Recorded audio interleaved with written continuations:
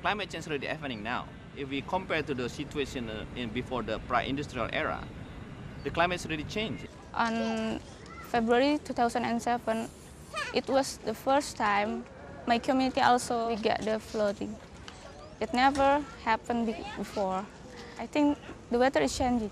Climate change means that there are more disasters happening, and it means that there were more work for Red Cross.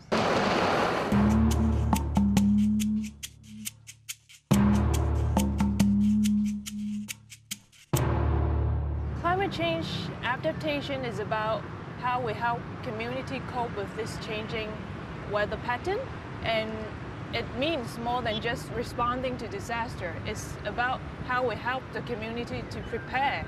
The water level in the Jakarta Bay is getting higher, and also there's an issue of land subsidence. So that slows the discharge rate of this canal. That's why we are in need of adaptation measures towards climate change, or else communities like this are going to suffer most.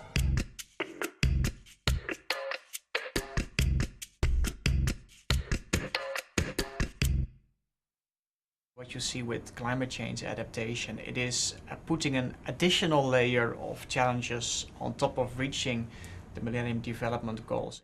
Adaptation is responding to global problem in a very local and case-by-case way. We're using tables to put the pressure, so it's higher, so when the water coming, it's the pressure still safe. The key here is that we are building resilience of the local communities, and many of them have done that without the help of any agency or any government agencies.